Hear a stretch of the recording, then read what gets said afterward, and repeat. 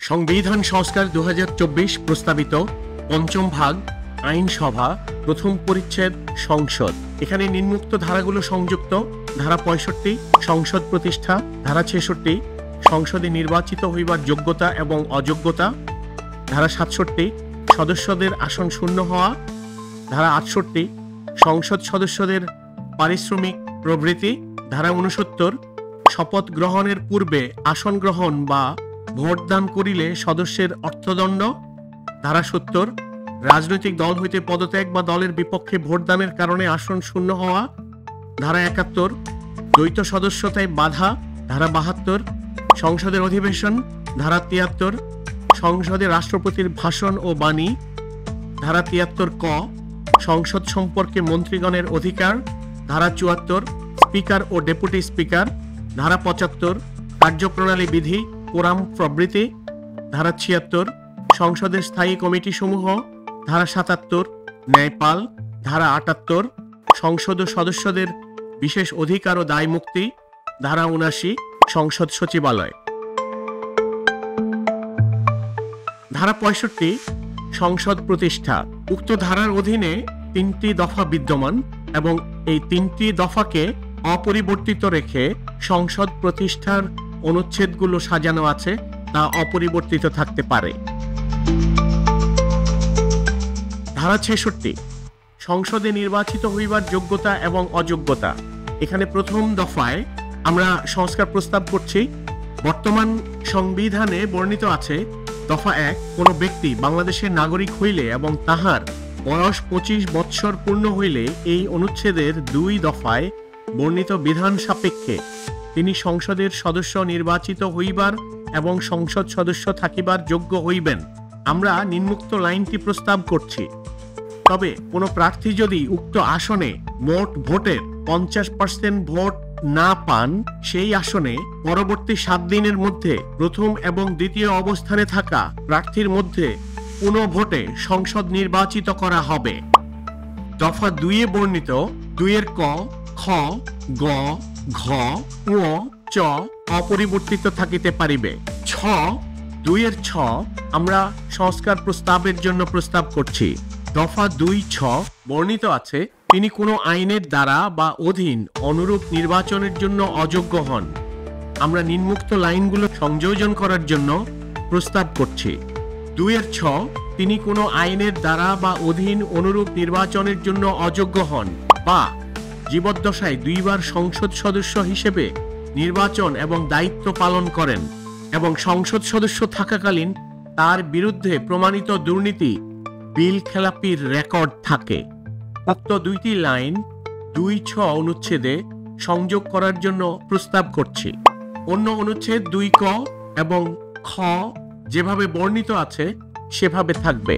দফা 3 যেভাবে বর্ণিত আছে সেভাবে অপরিবর্তিত থাকতে পারে, তেমনি দফা 4, 5 অপরিবর্তিত রেখে প্রস্তাবিত সংশোধনগুলো আনা যেতে পারে। ধারা 67 সদস্যদের আসন শূন্য হওয়া। দফা 1 এ বর্ণিত কোন সংসদ সদস্যের আসন শূন্য হইবে যদি ক তাহার নির্বাচনের পর সংসদের প্রথম বৈঠকের তারিখ হইতে 90 দিনের মধ্যে। আমরা প্রস্তাব করছি এই 90 দিনের পরিবর্তে 30 দিন আনার জন্য। 30 দিনের মধ্যে তিনি তৃতীয় তফসিলে নির্ধারিত শপথ গ্রহণ বা ঘোষণা করিতে ও শপথপত্রে বা ঘোষণাপত্রে স্বাক্ষরদান করিতে অসমর্থ হন। এখানে বর্তমান সংবিধানে বর্ণিত, তবে শর্ত থাকে যে অনুরূপ মেয়াদ অতিবাহিত হইবার পূর্বে স্পিকার যথার্থ কারণে তাহা বর্ধিত করিতে পারিবেন। এই লাইনটুকু উক্ত দফা থেকে বাদ দেওয়ার জন্য। দফা 1 খ সংসদের অনুমতি না লইয়া তিনি একাধিক্রমে 90 বৈঠক দিবস অনুপস্থিত থাকেন। আমরা প্রস্তাব করছি 90 দিনের পরিবর্তে 10 বৈঠক দিবস সংযুক্ত করার জন্য। অর্থাৎ সংসদের অনুমতি না লইয়া তিনি একাধিক্রমে 10 বৈঠক দিবস অনুপস্থিত থাকিলে তাহার সদস্যপদ শূন্য হইবে। অন্য ধারাগুলো বা অন্য অনুচ্ছেদগুলো 1 এর গ, ঘ, ঙ অপরিবর্তিত থাকতে পারে, তেমনি দফা 2 অপরিবর্তিত থাকতে পারে। ধারা 68 সংসদ সদস্যদের পারিশ্রমিক প্রবৃত্তি উক্ত ধারাটি যেভাবে বর্ণিত আছে অপরিবর্তিত রাখা যেতে পারে। ধারা ৬৯ শপথ গ্রহণের পূর্বে আসন গ্রহণ বা ভোট দান করিলে সদস্যের অর্থদণ্ড। আমরা এখানে সংস্কার প্রস্তাব করছি।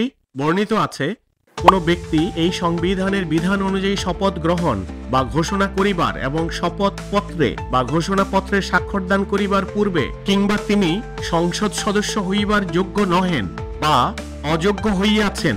আমরা প্রস্তাব করছি এই বর্ণিত লাইনগুলো উক্ত দফা থেকে বাদ দেওয়ার জন্য। সংসদ সদস্য হইবার যোগ্য নহেন বা অযোগ্য হইয়াছেন জানিয়া সংসদ সদস্য রূপে আসন গ্রহণ বা ভোটদান করিলে তিনি প্রতিদিনের অনুরূপ কার্যের জন্য প্রজাতন্ত্রের নিকট দেনা হিসেবে উসুলযোগ্য ১,০০০ টাকা করিয়া অর্থদণ্ডে দণ্ডিত হইবেন। ধারা ৭০ রাজনৈতিক দল হইতে পদত্যাগ বা দলের বিপক্ষে ভোটদানের কারণে আসন শূন্য হওয়া। উক্ত দফাটি যেভাবে বর্ণিত আছে তা অপরিবর্তিত রাখা যেতে পারে। ধারা ৭১ দ্বৈত সদস্যতায় বাধা। দফা ১ মতে কোনো ব্যক্তি একই সময়ে ২ বা ততোধিক নির্বাচনী এলাকার সদস্য হইবেন না।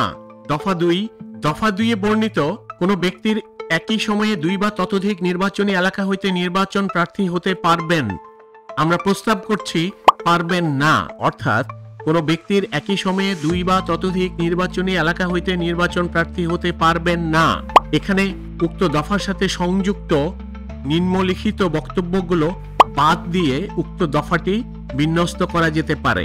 এই অনুচ্ছেদের ১ দফায় বর্ণিত কোনো কিছুই প্রতিবন্ধকতা সৃষ্টি করিবে না, তবে তিনি যদি একাধিক নির্বাচনী এলাকা হইতে নির্বাচিত হন তাহা হইলে ক তাহার সর্বশেষ নির্বাচনের ৩০ দিনের মধ্যে তিনি কোন নির্বাচনী এলাকার প্রতিনিধিত্ব করিতে ইচ্ছুক তাহা জ্ঞাপন করিয়া নির্বাচন কমিশনকে একটি স্বাক্ষরযুক্ত ঘোষণা প্রদান করিবেন এবং তিনি অন্য যে সকল নির্বাচনী এলাকা হইতে নির্বাচিত হইয়াছিলেন অতঃপর সেই সকল এলাকার আসনসমূহ শূন্য হইবে।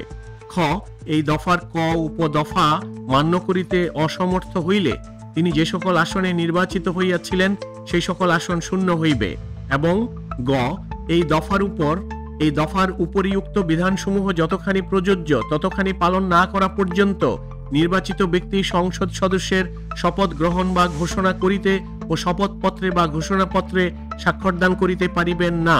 আমরা প্রস্তাব করছি নিম্নোক্ত বা বর্ণিত লাইনগুলো উক্ত দফা থেকে বাদ দেওয়ার জন্য। ধারা ৭২ সংসদের অধিবেশন। এখানে যেভাবে বর্ণিত আছে অপরিবর্তিত থাকতে পারে। ধারা ৭৩ সংসদের রাষ্ট্রপতির ভাষণ ও বাণী। বর্ণিত দফা ১, ২, ৩ অপরিবর্তিত থাকিতে পারে। ধারা ৭৩ ক সংসদ সম্পর্কে মন্ত্রীগণের অধিকার। দফা ১ প্রত্যেক মন্ত্রী সংসদে বক্তৃতা করিতে এবং অন্যভাবে ইহার কার্যাবলীতে অংশগ্রহণ করিতে অধিকারী হইবেন, তবে যদি তিনি সংসদ সদস্য না হন তাহলে তিনি ভোটদান করিতে পারিবেন না এবং তিনি কেবল তাহার মন্ত্রণালয় সম্পর্কিত বিষয় সম্পর্কে বক্তব্য রাখিতে পারিবেন। দফা ২ এই অনুচ্ছেদে মন্ত্রী বলিতে প্রধানমন্ত্রী, প্রতিমন্ত্রী এবং উপমন্ত্রী অন্তর্ভুক্ত। আমরা প্রস্তাব করছি উপমন্ত্রী পদটি বিলুপ্ত করার জন্য, উক্ত ধারা থেকে বাদ দেওয়ার জন্য। ধারা ৭৪ স্পিকার ও ডেপুটি স্পিকার।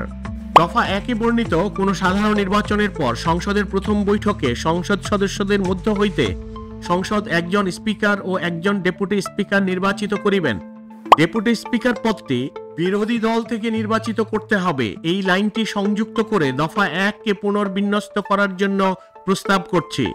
অর্থাৎ দফা ১ কোন সাধারণ নির্বাচনের পর সংসদের প্রথম বৈঠকে সংসদ সদস্যদের মধ্য হইতে সংসদ একজন স্পিকার এবং একজন ডেপুটি স্পিকার নির্বাচিত করিবেন। ডেপুটি স্পিকার পদটি বিরোধী দল থেকে নির্বাচিত করতে হবে। অন্য দফাগুলো যেভাবে বর্ণিত আছে তা অপরিবর্তিত থাকতে পারে।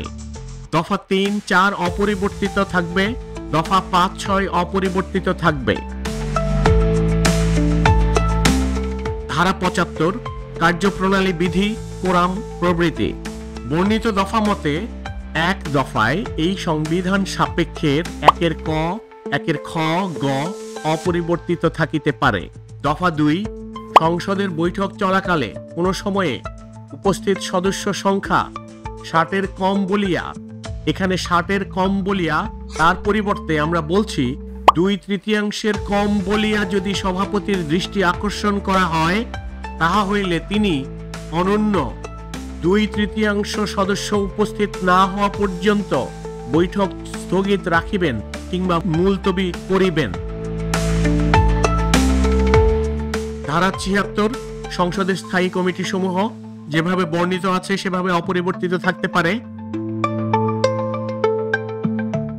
ধারা 77 ন্যায়পাল। দফা 1-এ বর্ণিত সংসদের আইনের দ্বারা ন্যায়পালের পদ প্রতিষ্ঠার জন্য বিধান করিতে পারিবেন। আমরা প্রস্তাব করছি নিম্নলিখিত বাক্যগুলো সংযোজনের জন্য। কর, জননিরাপত্তা, হিসাব, মিউনিসিপাল, শিল্প, মিডিয়া, নির্বাহী, ব্যাংকিং, প্রশাসনিক, সংসদীয়, বহিরাষ্ট্র ন্যায়পাল গঠন করিতে হইবে। সব ন্যায়পালের প্রধান একজন অবসরপ্রাপ্ত বিচারপতি এবং অনন্য 10 সদস্যের হইতে হইবে এবং ন্যায়পাল দুর্নীতি দমন কমিশনের দপ্তরে নিযুক্ত হবেন। দফা 2 এবং দফা 3 যেভাবে বর্ণিত আছে সেভাবে থাকতে পারে, দফা 1-এর সাথে সংযোগ রেখে। ধারা 78 সংসদ ও সদস্যদের বিশেষ অধিকার ও দায় মুক্তি যেভাবে বর্ণিত আছে সেভাবে অপরিবর্তিত থাকতে পারে। ধারা 79 সংসদ সচিবালয় যেভাবে বর্ণিত আছে অনুরূপ অপরিবর্তিত থাকতে পারে।